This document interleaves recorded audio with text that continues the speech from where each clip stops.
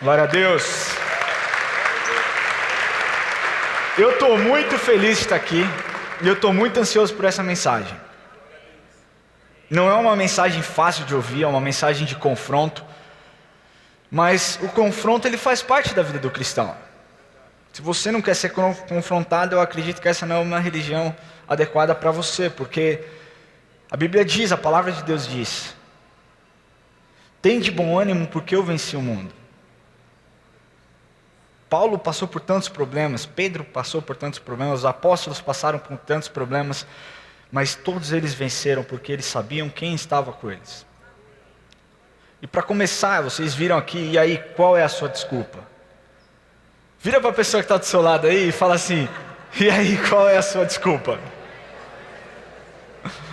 Mas eu queria começar essa pregação com uma ilustração.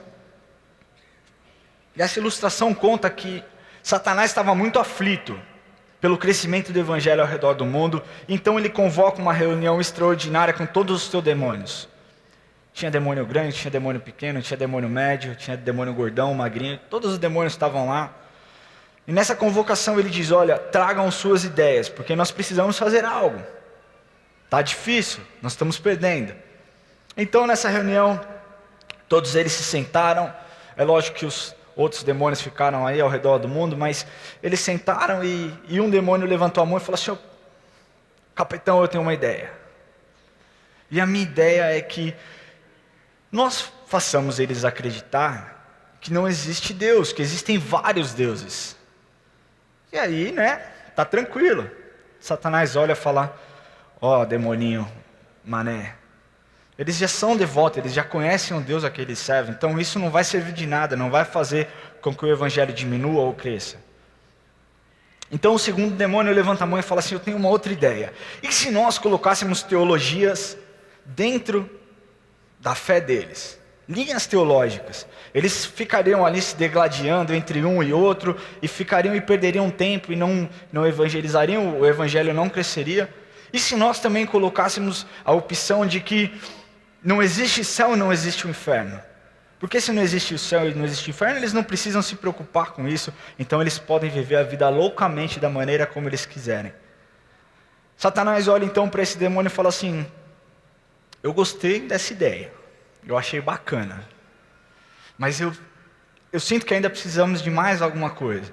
Eu sinto que isso não vai ser o suficiente, porque aqueles que encaram a palavra de Deus de forma séria não vão se corromper. Então o terceiro demônio levanta a mão e diz assim: mestre capeta, e se nós disséssemos para eles que ainda existe tempo,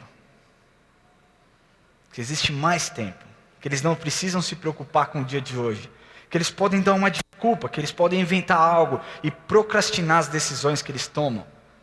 Assim, vidas se perderiam sem conhecer a tua palavra. Satanás aplaude e aquela reunião acaba em festa, porque eles acharam um jeito de fazer com que o evangelho não fosse espalhado por todos os lugares. E eu acabo aqui essa ilustração te perguntando: qual é a sua desculpa para não fazer hoje o que você deve fazer hoje? Porque nós vivemos num mundo, numa sociedade onde a desculpa ela é presente. Ela está presente em todas as situações. Quem aqui nunca mentiu para faltar no trabalho? Até porque meu pai era o meu chefe. Não dava para mentir. Mas as pessoas dão desculpa para faltar no trabalho, As pessoas inventam uma doença. Inventam doença, correm até qualquer posto de saúde e falam: me dá uma atestado aí, eu faltei no meu trabalho, eu não posso ser punido por isso, eu não posso perder o meu dia de trabalho, eu estava de ressaca ontem, mas hoje eu estou bem, mas enfim, eu me atrasei, eu preciso de uma desculpa para levar para o meu chefe, para eu não sofrer as devidas punições. Pessoas inventam desculpas para não frequentar os jovens. Eu nunca vi jovem ter tanto avô. E, gente, enterram tanto avô. Você nem imagina, eu tenho 2 avós, e as minhas 2 avós já foram para o céu, mas eu conheço jovem que tem umas 40 avós. Cada semana morre uma. Parece que é flor, ela se renova, ela morre, ressuscita, morre, ressuscita. As pessoas dão desculpas. E aí existem as desculpas padrões, que até eu anotei aqui. Desculpa, eu só vi sua mensagem agora. Se eu tivesse visto meia hora antes, nós poderíamos nos encontrar. Existe aquela outra desculpa que diz assim: rapaz, tem um aniversário para ir hoje? Não vai dar. Ou então, estou no final do mês, estou sem dinheiro, estou duro. As pessoas inventam todos os tipos de desculpa para não se relacionar com outras pessoas. E pasme, pessoas inventam desculpas para não se relacionar com Deus. E aqui eu quero trazer no dia de hoje 2 figuras bíblicas extraordinárias, que realmente foram homens de Deus, homens que transformaram uma geração, e se não o evangelho num todo. Eu primeiro quero contar para vocês a história de Moisés. A história de Moisés eu não vou falar, eu não vou ler ela para você, porque eu acredito que a maioria aqui já conhece, a grande maioria, se não todos, mas eu vou resumir para você. A história de Moisés começa lá em Êxodo 2, e ela conta que Faraó estava muito preocupado com o crescimento dos hebreus, com o crescimento do povo de Deus. Então ele cria um decreto que todos os bebês homens deveriam morrer. Só que as parteiras ali, elas não obedeceram muito. Moisés nasce, a mãe de Moisés fica com ele até os 3 meses, então ela decide que realmente já não está inviável, a qualquer momento eles podem capturar Moisés e Moisés ser morto. Então ela decide colocar Moisés no cesto, e Moisés desce rio abaixo, e a sua irmã Miriam foi acompanhando na beira do rio, até que a filha de Faraó acha esse cesto. E detalhe que a filha de Faraó, ela sabia que aquele bebê era um bebê hebreu. A Bíblia conta isso. Mas mesmo assim ela sente compaixão, ela sente dó dessa criança e fala: eu vou pegar essa criança. Mas eu não tenho quem que faça a amamentação, a alimentação dessa criança. Então Miriam, que era a irmã dele, falou: olha só que eu tenho uma ideia genial. Eu conheço uma hebreia que teve um filho e ela pode ajudar nesse seu trabalho. Então chama a mãe de Moisés para alimentar o seu próprio filho. Ela não sabia, né? Resumindo a história, Moisés é alimentado bastante tempo pela sua mãe, convive com a sua mãe até o ponto que ele está grande e vai viver com a sua mãe adotiva, a filha de Faraó. Moisés se desenvolve no palácio junto com Faraó, junto com seus primos, seus amigos, mas algo diferente em Moisés ardia no seu coração, a ponto de um dia ele ver um egípcio maltratando e espancando um hebreu, e ele se levanta contra, ele fica indignado, vai lá e mata esse egípcio, enterra esse egípcio. E aí depois, no dia seguinte, ele vê 2 hebreus discutindo, ele vai tirar argumento, vai tirar satisfação, e um deles diz: mas que moral você tem para falar? Você vai me matar igual você matou o egípcio? Então Moisés decide fugir dali, porque estava muito difícil, ele ia ser capturado, e realmente, quando o faraó descobre que Moisés matou esse egípcio, ele manda todo mundo atrás de Moisés. Moisés foge, enfim, a história ela é linda, ela é maravilhosa, é uma história de superação. Moisés vai até o deserto, os anos passam, ele se casa, até um dia que ele tem a visão de Deus numa sarça ardente. E Deus fala com ele claramente. E aí eu imagino como que seria a voz de Deus, né? Porque eu particularmente, eu sinto as coisas de Deus de formas, cada um sente de um jeito, mas quando eu sinto Deus falando comigo, eu sinto uma voz suave. Mas quando nós lemos no Velho Testamento, nós temos a impressão de um Deus mais duro, mais bravo, né? Então você pensa, Moisés, vai lá tirar o meu povo do Egito, né? E houve toda aquela discussão, e Moisés, tipo, quem está falando comigo? Quem está falando comigo? E acontece que Moisés tenta achar uma desculpa para gerar algo que mudasse o coração de Deus, para que ele não fosse o homem escolhido para tirar o povo do Egito. Isso está lá em Êxodo 4, versículo 10.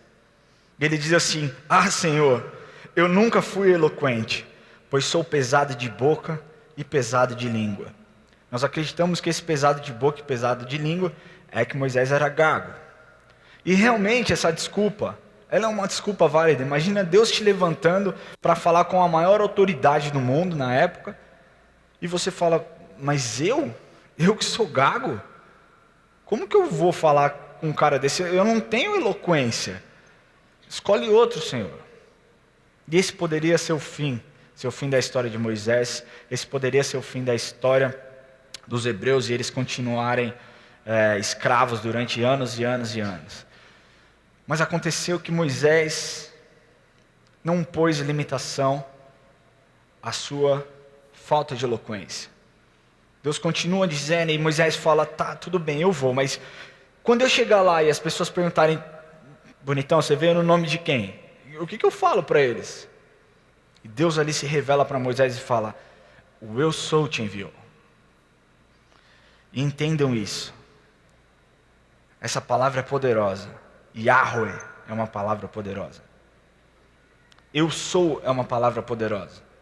Então, meu irmão, quando o eu sou te manda fazer alguma coisa, simplesmente faça. Simplesmente faça, não queira arrumar desculpas, porque você só está postergando aquilo que Deus tem para você. Resumindo, Moisés vai falar com o faraó, e aí é um ponto importante, porque na mesma medida que Deus te desafia, Ele te dá capacidade, Ele te capacita, Ele te dá instrumentos, Ele te dá artimanhas, e no caso de Moisés, Deus usou Moisés para as 10 pragas e faraó realmente se quebrantar, e aí ficou naquela, faraó liberta, não liberta, liberta, não liberta, liberta, finge que libertou, não libertou, até o dia que o povo de Deus venceu, e os 400 anos de escravidão acabaram. Graças a uma atitude de obediência. E aqui eu quero interagir um pouquinho com vocês. Qual era a desculpa de Moisés? Qual era a desculpa de Moisés? Que ele era gago. E quantos de nós não nos sentimos gagos quando nós temos a oportunidade de levar o evangelho para alguém e essa limitação, a falta de eloquência nos atinge de uma tal forma que se trava. Você fala, não senhor, não pode ser para mim. Isso é para o pastor Daniel. Isso é para o Paulo. Isso é para o pastor Rubem, que fala muito bem, para o pastor Rodinei. São para pastores, não é para mim. E esse é o maior engano. Satanás quer te dizer, realmente isso não é para você. Deixa que um pastor faz isso. Deixa que um ministro de louvor faz isso. Você não precisa se envolver com isso agora. A segunda história que eu quero contar para vocês é a história de Gideão. Nós tivemos essa semana encerrando a nossa caravana em Israel e nós fomos até a fonte de Harod, a fonte de Gideão. E um lugar espetacular. Acontece que no livro de Juízes, a história ela é simplesmente assim. Existiam ciclos onde Deus levantava juízes e esse juiz vinha para trazer juízo ao povo de Deus, vinha para aprumar as coisas que estavam fora do prumo. Então, o juiz morria, e o povo de Deus ficava bem durante um tempo, e aí acontecia que daqui a pouco o povo de Deus começava a levantar altar, construir altar e adorar deuses diferentes, idolatria, e aí vinham povos e roubavam e massacravam o povo de Deus, e aí eles clamavam, Senhor, por favor, mande um juiz para nos ajudar. E Deus ia, levantava um outro juiz.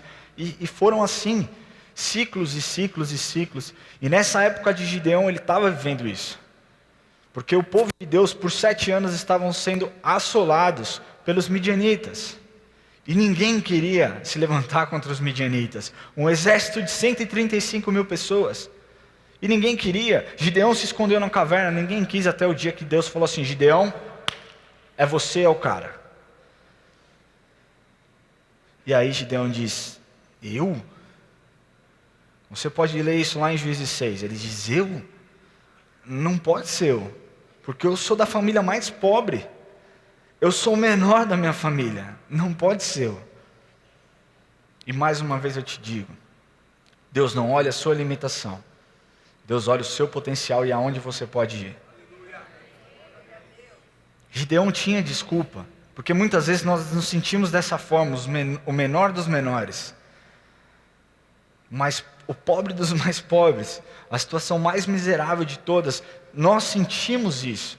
E Gideão sentiu isso. Mas ele não parou aí. Porque o povo de Deus poderia continuar sendo assolado pelos midianitas que vinham e roubavam tudo que eles tinham durante a noite. Mas Gideão decidiu obedecer a Deus. E aí essa história é uma história incrível, porque Gideão tinha 32 mil soldados, contra 135 mil dos midianitas. Já ia ser uma luta muito difícil mesmo. E o que aconteceu foi que Deus falou assim: Gideão, é o seguinte, se vocês ganharem essa batalha, vocês vão achar que vocês ganharam pela força dos seus braços. Então, para as pessoas saberem que eu sou Deus, que eu sou Yahweh, eu vou fazer diferente. Eu quero que você reúna o seu exército e que você levante e pergunte: quem aqui está com medo? E os que tiverem com medo, você dispensa, manda para casa. E Gideão deve ter pensado: mole, o exército, ninguém tem medo, deixa comigo. Juntou o seu exército e disse: e aí, quem aqui tem medo? 22 mil levantaram a mão. De 32 mil sobraram 10 mil soldados na mão de Gideão. Eu acredito que Gideão já estava pensando: Senhor, agora lascou. Como que vai ser? Deus diz: ainda não, Gideão, ainda não, porque existe uma chance remota talvez de você ganhar, mas ainda não é isso que eu quero. Você vai levar todo mundo lá na fonte de Harod, onde nós estávamos, e você vai pedir para eles beberem água. Aqueles que beberem água como cães, meter a cabeça na água e sabe, se esbaldar, você dispensa. Aqueles que trouxerem água até a boca, você fica com esses. E aconteceu que de 10 mil sobraram 300. Agora faz as contas aí. 135 mil soldados contra 300. Eu não consigo nem fazer essa matemática porque é pesado. Mas o que eu quero te falar, da mesma forma que Deus capacitou Moisés, Deus capacitou Gideão. E Deus deu artimanhas e artifícios para que ele vencesse essa luta que ele estava tendo e que ele ia travar com os midianitas. E quando Deus te levanta, meu irmão, ninguém pode ir contra. Sabe como eles venceram essa batalha? Com uma trombeta, com vasos e com tochas. Foi assim que eles venceram. Eles não mataram ninguém com espada. Houve uma grande confusão e os exércitos se mataram. Eles se degladiaram entre eles e aconteceu que o povo de Deus venceu, sem precisar que eles levantassem nenhuma espada e matar ninguém. É importante você saber que não é sobre contra quem você está lutando, mas é a favor de quem você está lutando. Quando nós temos esse entendimento, meu querido, você vai atropelar quem estiver na sua frente para atingir o seu propósito. Eu quero aqui trazer uns dados, eu quero trazer para os dados de hoje, porque qual poderia ser a desculpa de Gideão? Senhor, eu sou o menor da minha família. E essa talvez fosse uma desculpa válida. Senhor, eu não me sinto capaz. Eu não me sinto capaz de liderar um exército para lutar contra esses gigantes. Mas ele não pôs limitação sobre ele. Ele deixou com que ele fosse usado pelo poder de Deus. E Deus se manifestou mais uma vez na vida de Gideão. Se nós formos pegar na Bíblia, existem tantas pessoas que se sobressaíram, que, sabe, foram além das suas limitações para fazer a vontade de Deus. E assim na nossa vida, é assim como nós temos que agir e assim como nós temos que fazer. Trazendo para os dias de hoje, hoje existem 7,3 bilhões de pessoas no mundo, não é verdade? Dessas 7,3 bilhões, 36% são os cristãos. E os cristãos que eu digo são os católicos, os protestantes, que somos nós, e os ortodoxos.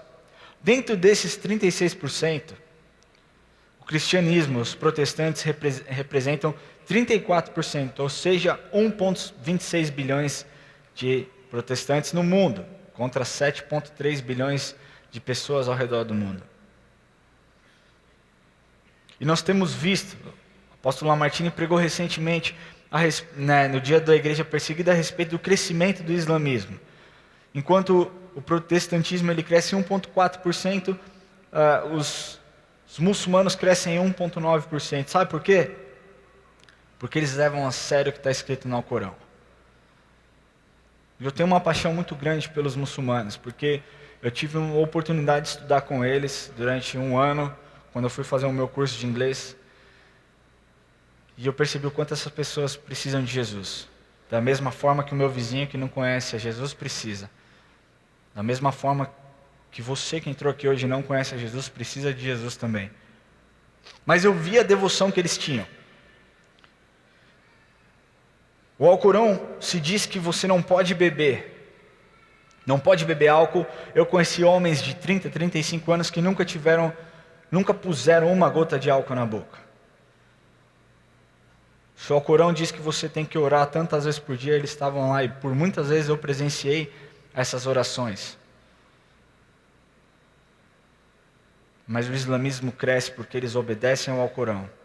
E o cristianismo deveria crescer muito mais, porque nós vivemos na verdade enquanto eles vivem no engano. E eu tentei falar de Jesus para alguns dos meus amigos. Tentei mesmo. E o primeiro que me respondeu foi: cara, você não vai me converter para o cristianismo e eu não vou te converter para o islamismo. Então, a gente não fala mais disso e a gente vive numa boa. E eu falei: Senhor, não é possível. Não é possível que eu vou ter que conviver com isso, que eu vou ter que conviver o ano inteiro com essas pessoas e eles nunca, sabe? Então, da mesma forma que Deus deu estratégia para Moisés, Deus deu estratégia para Gideão, Deus me deu estratégia. Eu estudava, minha aula era das 8 da manhã às 3:30 da tarde. E no período da tarde eu tinha aula de leitura e de escrita. E a cada bimestre eu tinha que apresentar um trabalho escrito. E quando nós apresentávamos esses trabalhos, quem estava ouvindo tinha que fazer um resumo, porque eu também treinava o meu speaking. E os temas que eu peguei foram os mais loucos do mundo. Falei: Senhor, essa é a estratégia que eu vou usar. Então, para os muçulmanos eu falei sobre Martin Luther King. Eu falei sobre Martinho Lutero, eu falei sobre o verdadeiro significado do Natal, eu falei sobre a Páscoa, eu falei sobre religiões ao redor do mundo, e todos eles tiveram que escrever a respeito de Jesus. São estratégias que Deus te dá.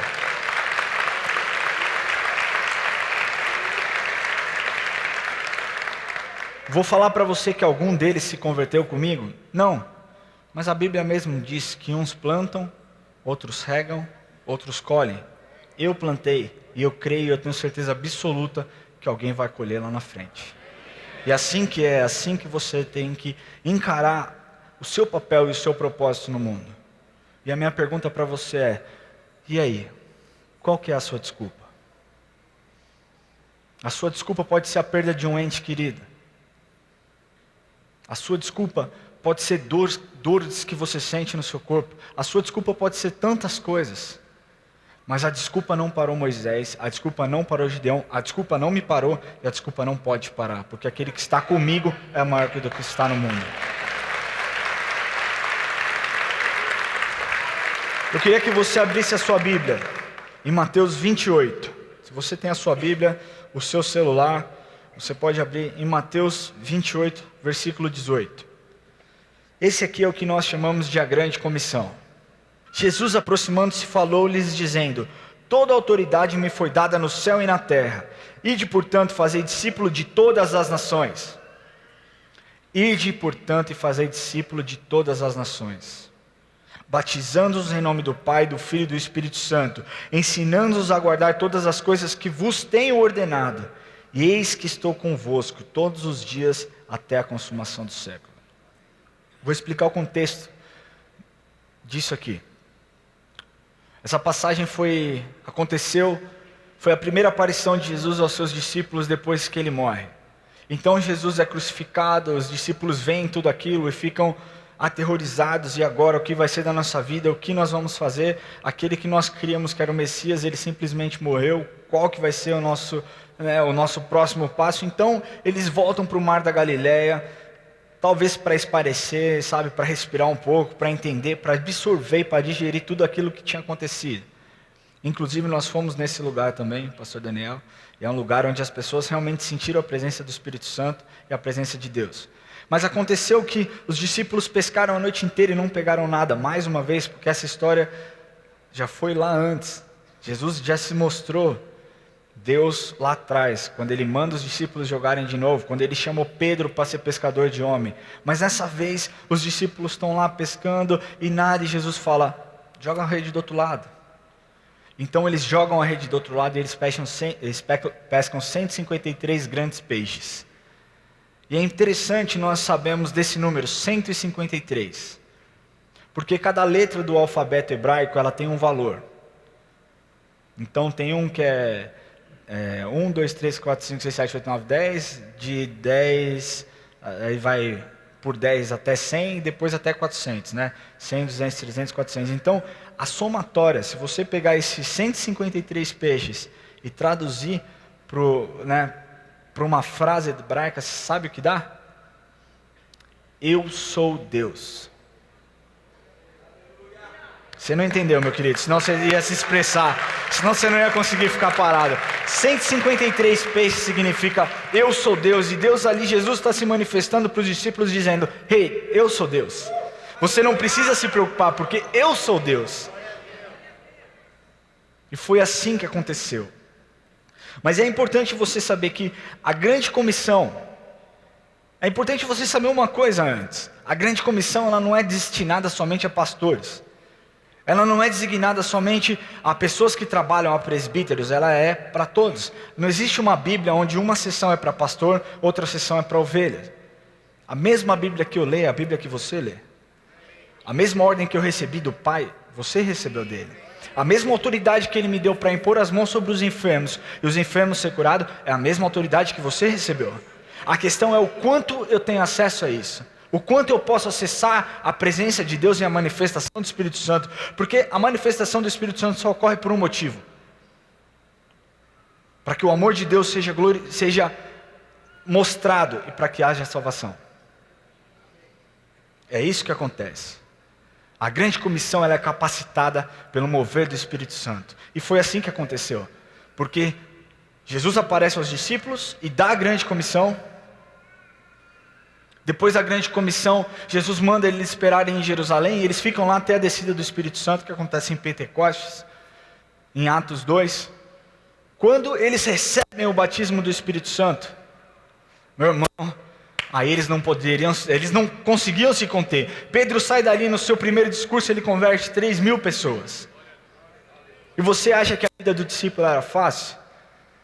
Não era. Eu vou te explicar o que aconteceu. Ano de 33, Jesus morre, ressuscita e dá a grande comissão. Ide por todo mundo, fazer discípulos de todas as nações. Entendam isso, nações. O Evangelho não é um Evangelho exclusivo. Não é só para mim, é para os outros. Então, no ano de 34, Saulo, perseguidor de Cristo, se converte e se torna Paulo, o apaixonado por Cristo. No ano de 34, Felipe conhece um etíope eunuco, prega de Jesus para ele, esse etíope se converte, e Felipe ele é trasladado de um lugar para o outro. No ano de 39, Pedro está sentado, onde ele tem uma visão, onde Jesus mostra para ele animais, e ele diz, eu não posso tocar nisso, porque isso é impuro. E Jesus fala, onde eu toquei, eu purifico. Então ele entende que o Evangelho não é somente para os judeus, é para os gentios também. No ano de 44, o primeiro discípulo de Jesus, Tiago, morre decapitado pelo rei Herodes. No ano de 47 a 49, primeira viagem missionária de Paulo, 1.900 quilômetros Paulo andou, e ele não andou voando. Foi de cavalo, foi andando, foi de burro, eu não sei do que foi, mas eu posso te afirmar. Não foi de barco, não foi de carro, não foi de helicóptero. De 51 a 54, a segunda viagem missionária de Paulo, 4.300 quilômetros, isso são relatos. É verdade, é fato, 4.300 quilômetros Paulo andou. Mas entre 51 e 54 coisas aconteceram. Filipe, aquele que tinha sido trasladado, ele é apedrejado e morre na Turquia. E Tomé decide ir para a Índia abrir uma igreja. Ide e fazer discípulos por todas as nações. De 54 a 58, a terceira viagem missionária de Paulo, mais 4.000 quilômetros. No ano de 60, Paulo, aquele que estava disposto a fazer tudo, aquele que viajou milhares e milhares de quilômetros, vive talvez o ano mais intenso da sua vida, onde ele é capturado pela guarda romana, onde ele sofre um dos seus naufrágios, onde as coisas não parecem legal, mas ele diz, quer saber? Nada vai me parar. Eu posso passar por tudo isso, mas nada vai me separar do amor de Deus. Acompanha comigo. No ano de 63, Tiago, filho de Alfeu, é empurrado do pináculo do templo e morre. Matias é apedrejado e crucificado em Jerusalém. No ano de 65, Paulo é decapitado. E Pedro é crucificado de cabeça para baixo, porque não se achava digno de ser crucificado da mesma forma que Jesus foi. No ano de 66, Mateus é pregado no chão na Etiópia. André é crucificado na Grécia. E Tadeu decide abrir uma igreja linda na Armênia. Ide por todo o mundo e fazei discípulos em todas as nações. No ano de 68, 2 anos depois de Tadeu, aquele mesmo que decidiu abrir igreja na Armênia, decidiu levar o evangelho para outras nações, esse morre, espancado até a morte no Irã. No ano de 80, Simão Zelote morre crucificado na Grã-Bretanha. Bartolomeu é apedrejado, crucificado e decapitado na Armênia. E Tomé é lançado no fogo e perfurado com lança e morre na Índia. Também no ano de 80, os primeiros relatos dos cristãos na Tunísia e na França. No ano de 99, o último discípulo de Jesus ainda vivo, João, o discípulo amado, irmão do Tiago, morre uma morte de paz. E qual poderia ser a desculpa desses discípulos? Eu vou morrer, eu vou ser decapitado, eu vou ser apedrejado, a minha vida vai acabar. Meu querido, eles sabiam quem estava com eles, quem estava com eles. E eles não se acanharam. Qual é a sua desculpa? Nós vivemos num país onde nós temos liberdade para falar do amor de Deus, onde nós temos liberdade para pegar o evangelho para quem nós quisermos.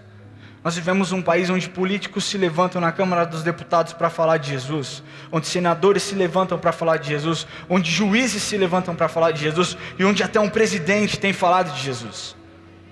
E eu não estou aqui fazendo campanha política nem nada, mas eu estou falando que o evangelho tem sido pregado pelas pessoas mais malucas. Mas Deus diz que Ele usa as coisas loucas desse mundo para confundir as sábias. Qual é a sua desculpa? Em 66 anos, de 33 até 99, 66 anos, o evangelho saiu de Jerusalém e foi para 12 países diferentes. Talvez a sua desculpa seja a sua falta de eloquência. Talvez a sua desculpa seja a falta de tempo. Talvez a sua desculpa seja um medo que você tem de falar e de falar alguma groselha. Mas eu quero te falar, aquele que está em você é maior do que aquele que está no mundo. Queria chamar o Marcelo. Marcelão, chega aqui. Vem cá. Albert Einstein foi um cara muito sábio, não foi? Eu nem sei se ele realmente conheceu e entendeu o amor de Jesus, mas dele diz uma frase que até hoje nós pensamos estar na Bíblia. Deus não escolhe o capacitado, Ele capacita os escolhidos. Isso não está na Bíblia, Albert Einstein disse. E é exatamente isso que Deus faz. Está aqui um homem que poderia dar todas as desculpas do mundo para não levar o Evangelho. Um cara que era dependente químico num nível pesado, perdeu tudo na sua vida. Mas nessa viagem eu tive a oportunidade e o privilégio de me aproximar dele e entender um pouco mais a sua história, conhecer um pouco mais quem esse cara é. E eu posso te falar, existem heróis da fé ainda no dia de hoje. E você pode ser um deles. Marcelo me disse que ele vivia um momento mais difícil, chegou a entrar na igreja com um pino de cocaína, não sei se era crack, pior ainda, meu Deus do céu. Entrou com um crack no bolso dentro da igreja, e quando ele sentiu a manifestação do Espírito Santo, ele falou que ele não pôde se conter, e as coisas começaram a transformar. Ele disse: Senhor, eu não quero mais. E o que ele me disse nessa viagem foi: Ramon, a primeira decisão é minha, de dizer eu não quero mais. O resto ele fez. Marcelo. Shalom, igreja. Confesso que estou surpreso de eu estar aqui em cima hoje, contemplando essa igreja maravilhosa. Como ela é bonita daqui de cima. Eu louvo a Deus por essa igreja. Amém.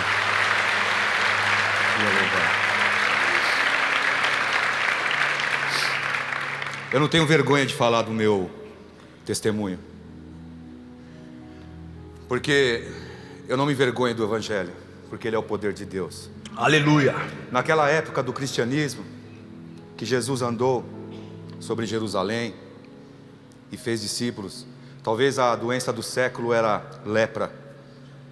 Mas há 2000 anos atrás, ele já revelava que os feiticeiros não herdariam o reino dos céus. Talvez ele estaria focalizando aqui em 2019, porque quem usa drogas realmente é um feiticeiro, pratica a feitiçaria. E a feitiçaria e a prostituição hoje predominam aqui no século 20. E eu fui uma das vítimas da feitiçaria, na qual eu comecei tão novo, com 13 anos. E até os 40 e poucos anos da minha vida, eu fui parar e terminar no crack. Mas as minhas faculdades mentais, porque Deus tinha um propósito na minha vida, ficaram intactas. 3 mais 3 nunca ficou 7 na minha vida. E eu, quando vim nessa igreja aqui, através de um convite de um teatro, aquele teatro falava das drogas, e minha filha me trouxe aqui. E naquele mesmo dia eu entrei aqui entupido de crack, porque eu fui barganhado por um ente querido. Falou, leva ela lá e eu te dou um dinheirinho. Na hora eu falei, então eu levo. Eu tinha um carro caindo aos pedaços. Eu trouxe ela aqui, fiquei lá fora na igreja antiga, usando droga, e até que uma hora deu estalo, eu falei, vou entrar. E bem na hora que eu entrei, eu contemplei as melhores cenas de conversão, do evangelismo, e finalizou a palavra com o nosso apóstolo, com uma palavra reveladora do céu, para transformar a minha vida. E Jesus me transformou aquele dia. Jesus me transformou. Eu era um homem, um cidadão normal, até que o crack me transformou num mendigo. Num mendigo. Satanás me deu um talit dele. O talit de Satanás era andar de cobertor nas ruas com a palma da mão para cima. Por favor, me ajuda. Tudo para comprar o crack. E quando eu me converti, Deus me deu o talit dele. E até isso foi materializado por um presente que o meu pastor me deu. Ele me deu um talit de conversão. E esse talit automaticamente mudou a palma da minha mão para baixo. Ou seja, hoje, antigamente eu falava, me dá, com a mão para cima. E o talit de Deus, com a mão para baixo, receba.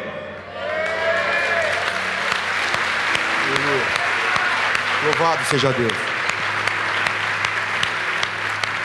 E para finalizar, meu irmão, gostaria de falar muito aqui, porque aqui é muito gostoso de contemplar o rostinho de cada um.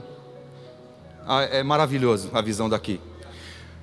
Mas eu quero finalizar dando um passo a mais no testemunho, porque nós não fomos chamados para ficar parado aqui no banco, em forma de agradecimento do que Deus fez. Eu dou um passo a mais. Depois que eu me converti, a situação foi ficando tão aflorada com a fama da minha mudança no meu bairro, que muitas e muitas e muitas pessoas vieram até Jesus. E hoje, após mim, eu fiz uma conta, e hoje, Vinícius, Daiane e suas crianças, hoje eles completam com 22, 23 pessoas que já vieram após mim, sem eu falar um A, sem eu pregar o evangelho, apenas de verem o que Jesus fez na minha vida. Amém. Obrigado, igreja. Deus abençoe vocês.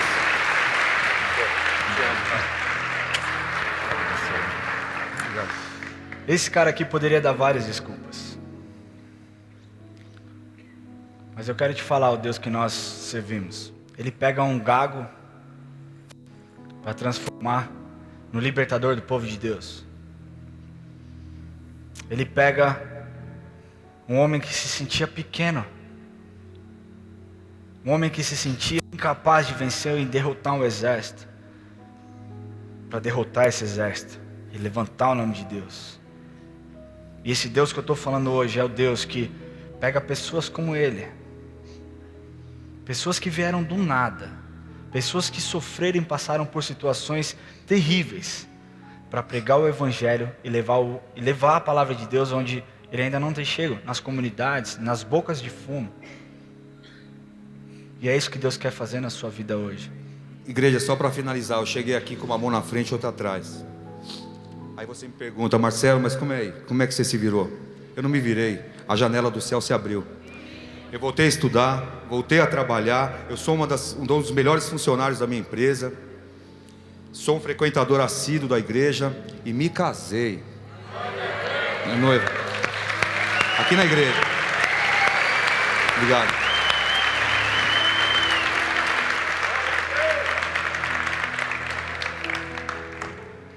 Talvez você tenha entrado aqui nessa manhã Talvez você nem tenha percebido aquilo que Deus pode fazer através do amor dele. Porque foi através do amor dele que Moisés libertou o povo, foi através do amor dele e da fidelidade dele que Gideão conseguiu passar por essas situações e vencer o povo. E foi por causa do amor de Deus que ele encontrou o Marcelo. Foi por causa do amor de Deus que eu fui encontrado. Porque é assim que Deus faz. Deus não olha a sua incapacidade, Ele olha o seu propósito, Ele olha o seu potencial e Ele quer potencializar ainda mais aquilo que você tem.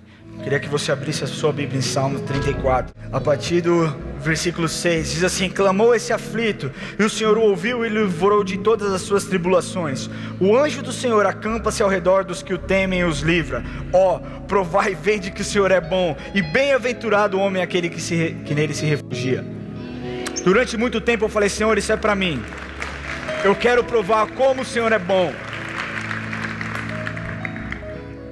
E quando eu entendi o meu chamado, quando eu entendi que o Evangelho era para mim, que eu precisava fazer algo diferente, eu saí de uma posição que eu estava lá em cima onde eu trabalhava. Eu estava sendo preparado para substituir o meu pai. E a expectativa estava lá em cima: eu vou ter uma vida boa, eu vou ter um salário bom, eu vou ser o CEO de uma grande empresa, da maior distribuidora de alumínios do Brasil. Uau, vai ser irado. E quando eu senti o chamado de Deus, eu falei: Senhor, eu sei que o Senhor tem mais para mim. E eu posso te falar uma coisa: hoje eu sou muito mais efetivo e muito mais apaixonado por Deus, porque eu gasto tempo com Ele. E quando nós gastamos tempo com Deus, Ele retribui com amor, Ele retribui com comunhão. E é impossível você parar essa palavra dentro de você, porque você quer que as pessoas sejam impactadas na mesma medida que você é. Depois dessa minha transformação, hoje o meu versículo tema é o que está escrito lá em Romanos 11:16, que diz assim: eu não me envergonho do Evangelho, porque é o poder de Deus para que haja salvação para todo aquele que crê. Quantos aqui podem dizer: eu não me envergonho do Evangelho? Quantos aqui olham o Evangelho e fazem o que o Evangelho diz você fazer? Se você ama o Evangelho, meu querido, a grande comissão é para você. E se você deseja fazer esse compromisso com o Senhor, não é comigo. E eu quero falar uma coisa muito clara aqui: Deus odeia quem faz voto de tolo. Então, se essa pessoa não é você, não venha por impulso. Mas se essa pessoa é você, se você quer viver o que a Bíblia diz e as promessas que Deus tem para você, eu queria convidar você a vir aqui à frente. Se essa pessoa é você, se você não se envergonha do Evangelho e quer transformar a sua vida, você quer ser um seguidor melhor de Cristo e quer espalhar o Evangelho para onde você for, vem aqui na frente. Nós vamos louvar enquanto nós adoramos. Vem chegando aqui à frente.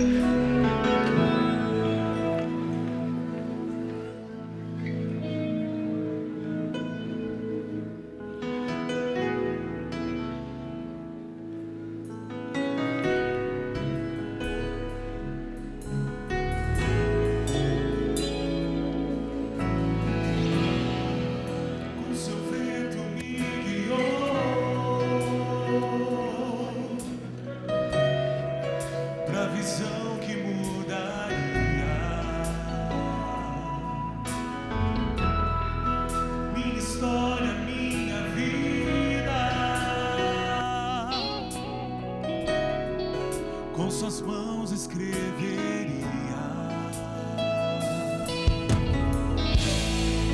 o teu anjo me enviou com a brasa do altar me tocou o pecado com seu sangue perdoou os meus lábios.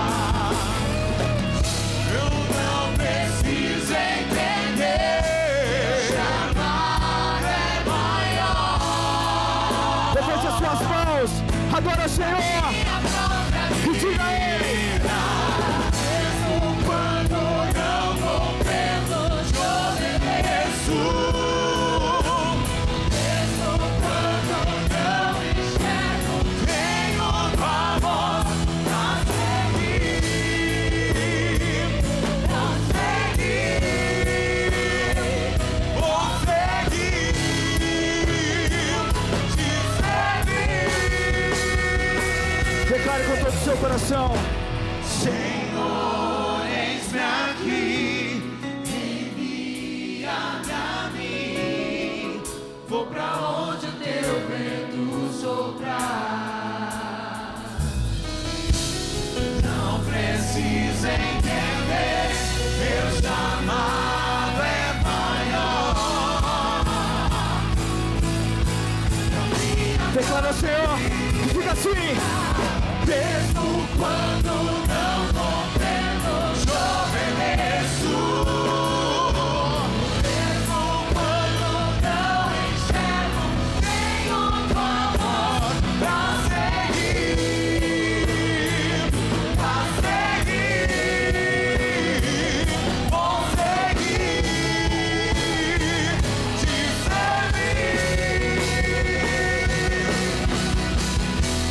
Senhor, eis-me aqui, abre a mim.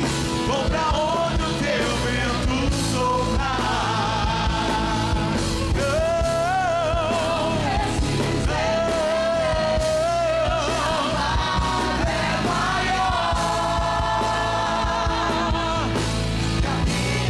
própria vida.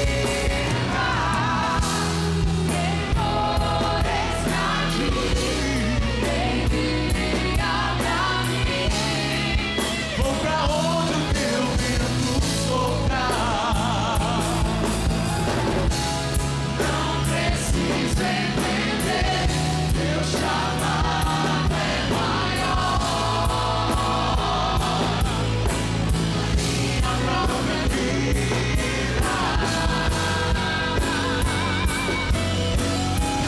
Minha própria vida.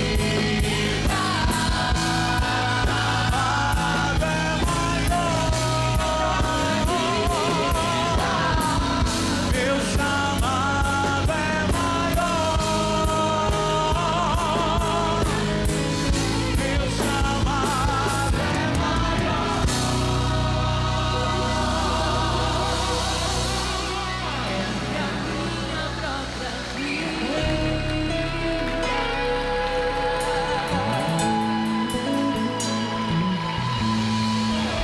Aplauda ao Senhor.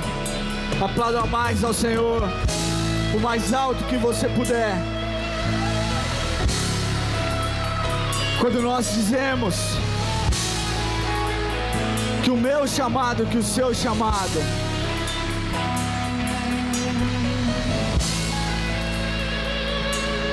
quando você diz que o seu chamado é maior do que a sua própria vida, você simplesmente confia na soberania de Deus. Quando nós cantamos essa música e nós dizemos: mesmo quando eu não compreendo, eu te obedeço. Mesmo quando eu não te enxergo, eu tenho tua voz. É isso que eu vivo na minha vida. E é isso que eu oro para Deus, para que eu nunca perca isso. Esse voto que você fez é dele.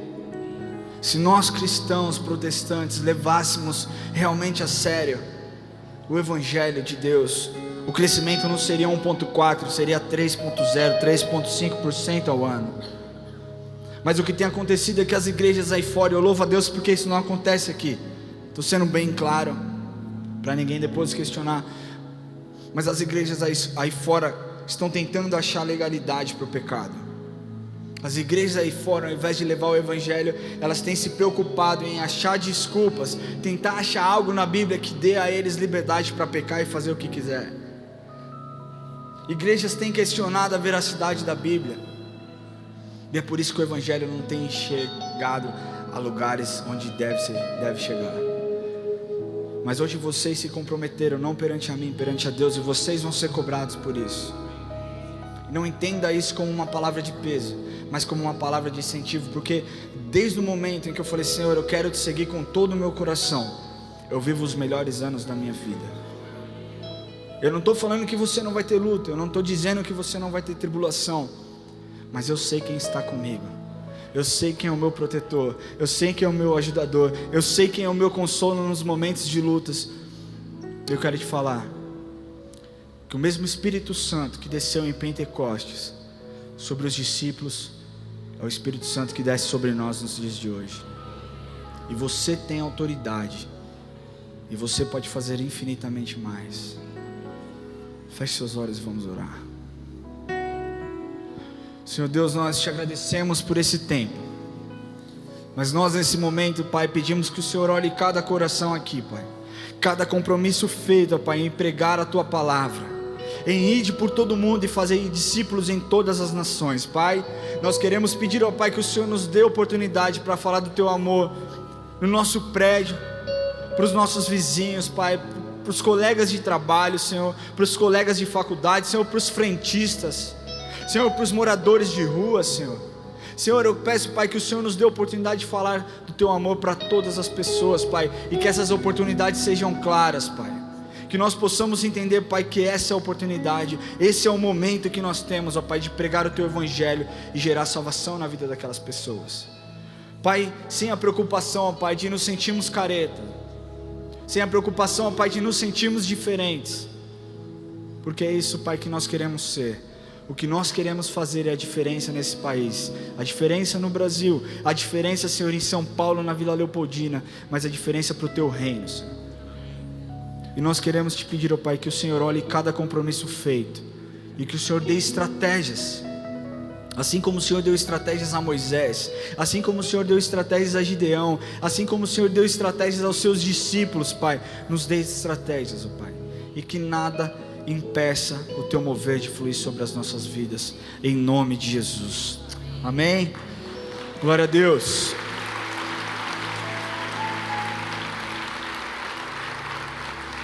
Pode ficar aqui na frente, nós vamos encerrar já, mas eu quero que você realmente reflita no compromisso que você fez.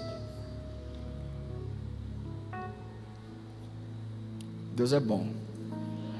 Eu estou muito feliz de ter trazido essa palavra para vocês. Espero que você saia daqui impactado pelo poder de Deus, porque quando Ele escolhe alguém, meu irmão, você pode se sentir o menor dos menores, Ele te levanta e faz você um gigante. É assim que eu me sinto hoje, um gigante, amém? Levante suas mãos, vamos orar. Senhor, nós Te agradecemos por esse culto, Te agradecemos por esse tempo, Te agradecemos pela Tua palavra, pelo Teu desafio, e pedimos ao Pai que o Senhor nos use, Senhor. Peço, Pai, que o Senhor leve cada filho em segurança para suas casas, que eles tenham um domingo abençoado, mas que eles não esqueçam essa palavra, Senhor, e que essa palavra gere transformação em vidas, gere transformação para o Teu reino, Pai, e que vidas sejam transformadas, em nome de Jesus, amém. Deus te abençoe e tenha um domingo abençoado.